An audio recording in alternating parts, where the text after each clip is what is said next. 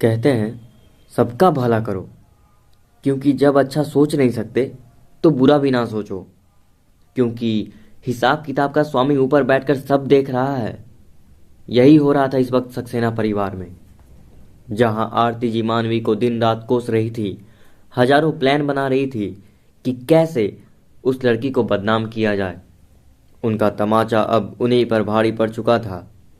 भगवान ने दो खूबसूरत बेटी और एक बेटा जरूर दिया था, लेकिन बुरे वक्त में इस वक्त उनके साथ खड़ा होने वाला कोई नहीं था। शायद इसलिए कहा जाता है कि सदैव मीठी बानी बोलिए, क्योंकि कब कौन कहाँ किसकी जरूरत पड़ जाए ये कह पाना मुश्किल है। वंदना युग की छोटी बहन थी, लेकिन अपनी माँ को समझ पाने में असमर्थ। वही आरती जी विश्वनाथ जी को लेकर अब ज़्यादा चिंतित थी। उनकी तबीयत में सुधार अब तक नहीं आया था।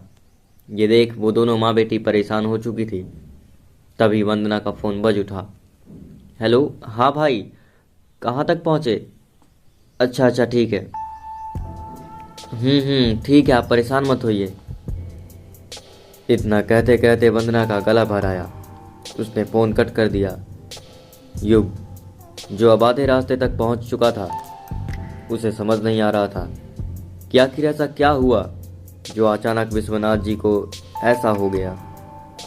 वहीं दूसरी तरफ आरती जी अस्पताल के कॉरिडोर में लगे साईं बाबा की तस्वीर देख उनका जाप करने लगी।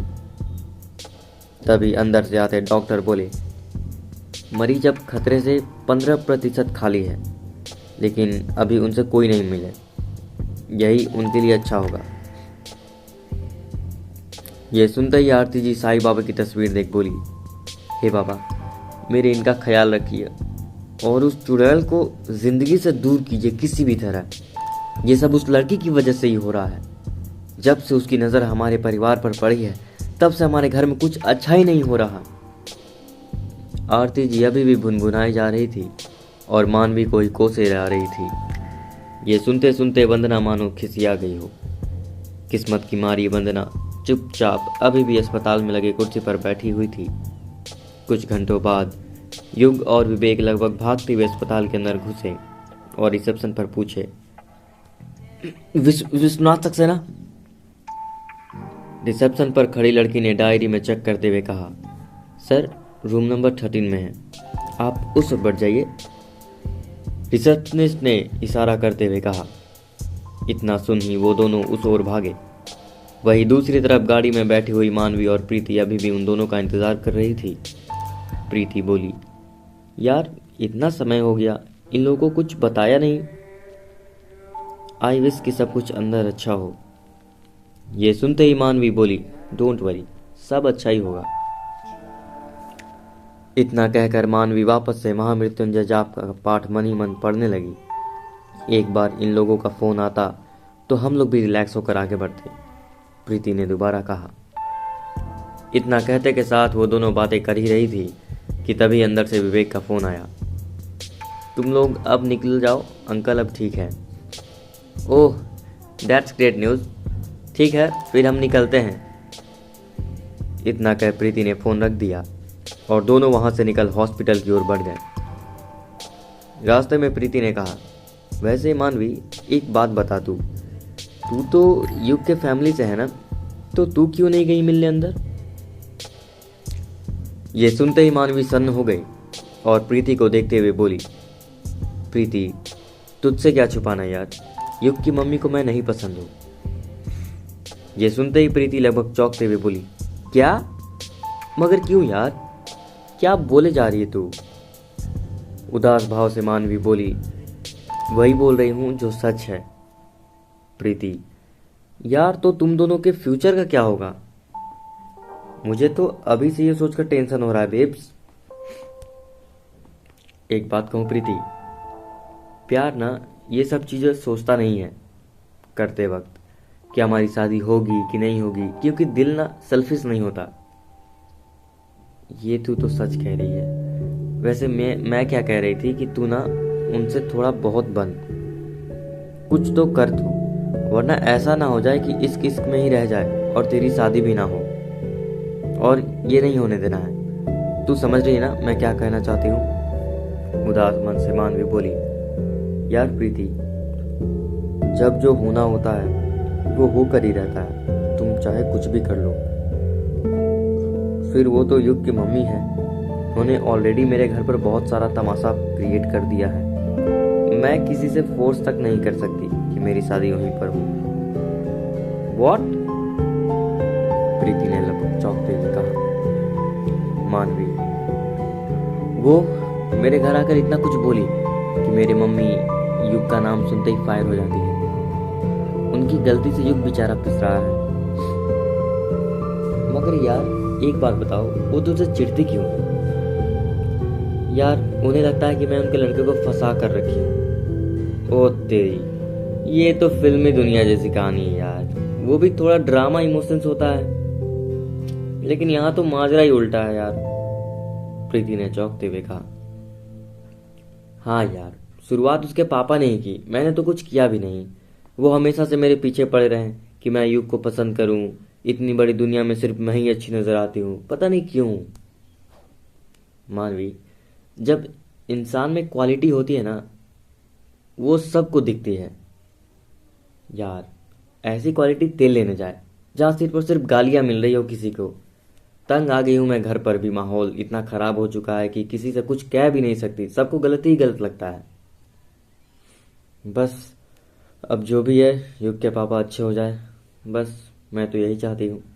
क्योंकि मैं इतना जानती हूँ कि वे युग की मम्मी की तरह नहीं, बल्कि एक नेक दिल इंसान है। हे ईश्वर, उनकी रक्षा करे बस। प्रीति, बेब्स तू चिंता मत कर, देखना वो जल्दी ठीक हो जाएंगे। मुझे पूरा भरोसा है कि वो तुम दोनों की शादी भी कराएंगे।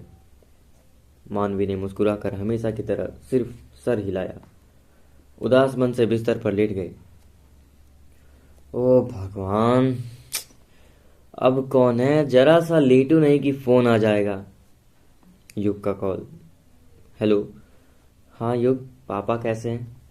युग, ठीक है। तुम आराम से पहुंच तो गई थी ना? मानवी, हाँ। डॉक्टर क्या बोले? वो हाई ब्लड प्रेशर से ब्रेन स्ट्रोक हो गया था। ओह यार, क्यों इतनी टेंशन क्यों लेते हैं? टेंशन वाली बात ही है। क्या हुआ? कुछ नहीं, मुझसे तो बोलो। यार तुम क्या समझोगी सोचोगी? युग, बात क्या है ये बताओ। यार वो काव्या किसी शेड्यूल्ड कास्ट लड़के के साथ भाग गई थी। क्या? पागल हो क्या जो कुछ भी बोल रहे हो? मानवी, यही सच है। तब उसे पता नहीं था कि वो शेड्यूल्ड कास्ट का है, लेकिन अब वो कोर्ट मैरिज करके लौट आई है। व्हाट? मानवी ने लगभग चौंकते हुए कहा। यानी पापा की तबीयत इसलिए बिगड़ गई है? हाँ। ओह गॉस, काव्या ने इतना बड़ा फैसला ले कैसे लिया? अब आगे क्या करना है? वो जाने, जिंदगी उसकी है। खैर, मैंने तो माँ को कसकर सुनाया है। जब भी कहता था कुछ तो मुझे ही सुनाया करती थी। अब भुगत रही है। वो क्या भुगत रही हैं? भुगत तो पापा रहे हैं, जिंदगी मौत से जूझ रहे हैं। यार सच में क्या हो गया था काव्या को? अच्छा मानवी, करता हूँ बात, बाय। ओके सुनो। हाँ बोलो। वो क्या? बोलो ना। अपना ख्याल रखना, उससे झगड़ा मत करना। ओके बेबी, नहीं करूँगा। पापा के पास अभी कोई नहीं है, जाऊँ मैं? मैं आ सकती हूँ क्या? अगर अकेले रहना हो तो वीडियो कॉल से ही बात कराना पापा से। ओके बेगम जान, अब जाऊँ? हाँ हाँ जाओ, बाय। बाय। क्या हुआ? युग का फोन था, प्रीति ने चिंता करते हुए कहा। सब ठीक है ना? अब खतरे से थोड़ा बहुत खाली है ना? थैंक गॉड, भगवान उनकी रक्षा की। वैसे ये काव्या कौन है? इतना सुनते ही मानवी के चेहरे पर हवाइयाँ उड़ गई। बात को संभालते हुए बोली, पड़ोस की है। वो कहीं चली गई थी अचानक बिना किसी को बताए? पड़ोस की लड़की है तो अंकल जी को इतना टेंशन क्यों हो रहा है? अब मानवी का दिमाग खराब हो चुका था। अब उसे समझ में नहीं आ रहा था कि वो क्या कहे। खुद से मन में बोली, हे भगवान, अब मैं इससे क्या कहूँ। वैसे मानवी, तो इतना क्या सोच रही है यार।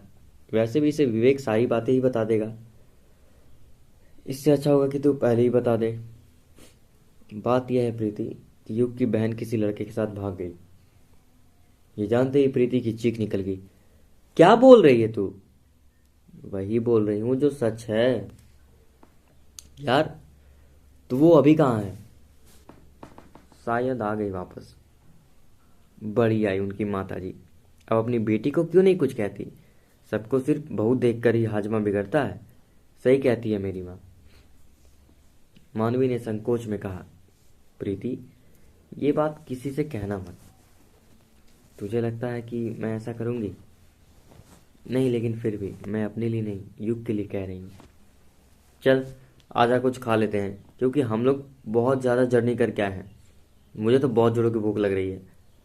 प्रीति ने फटाफट से लंच का डिब्बा खोलते हुए कहा, यार मैं तो खा लूँ, पता नहीं युग ने कुछ खाया कि नहीं।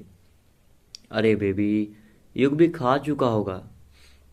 चलो ठीक है, हम लोग खा लेते हैं, फिर थोड़ा सा सो लेते हैं।